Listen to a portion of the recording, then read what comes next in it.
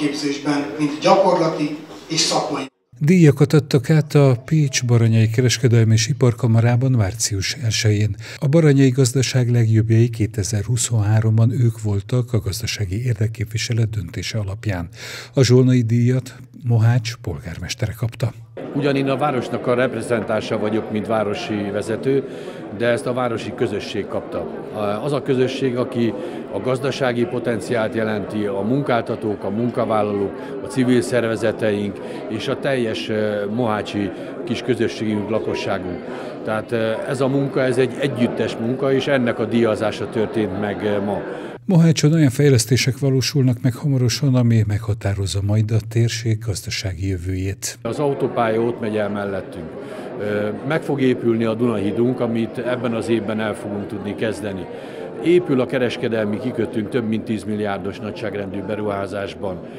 Ezen kívül a Mohács 500 programról sem feledkezzünk meg, mert az ugyan nem egészen gazdaságélénkítő, de olyan kulturális, nemzeti értéket képviselő eseménysorozat lesz, aminek az infrastrukturális fejlesztése és később az idegenforgalmi hatása is meg lesz Mohácson. Én azt gondolom, hogy a mi városunk az fejlődésre van ítélve, nekünk abban kell ügyesnek lenni, hogy ezt a fejlesztési lehetőséget, ezt a fejlődési potenciált minél jobban ki tudjuk használni.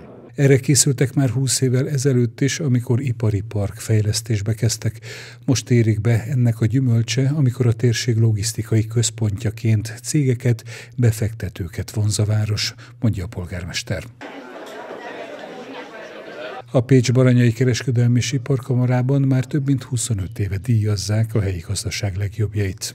Ezek általában szakmai díjak, tehát a szakképzéstől egészen az innovációig, a kereskedelemfejlesztési, iparfejlesztésig nagyon sok minden szakterületet díjazzuk a legjobbakat.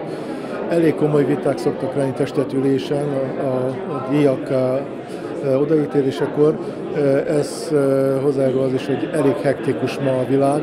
Tehát nagyon nehezen lehet megítélni azt, hogy az adott teljesítmény ebben a megváltozott feltételrendszerben mennyire objektív. De igyekszünk, és azt hiszem talán ma este látható volt, akik megkapták a díjakat, azok meg is érdemelték. A kamarai elnök azt mondja, fel kell zárkózni a Baranyának a hazai átlaghoz. Ehhez kormányzati segítség kell.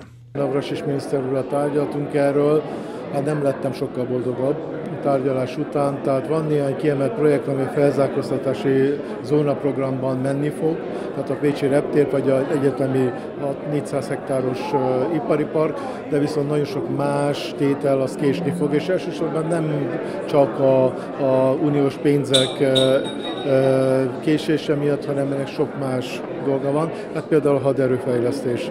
Úgyhogy sajnos, hogy a megváltozott világban a források másra is mennek. Sikfői Tamás azt mondja, mindenhol a világban a központi és a perifériás területek között nő a gazdasági különbség.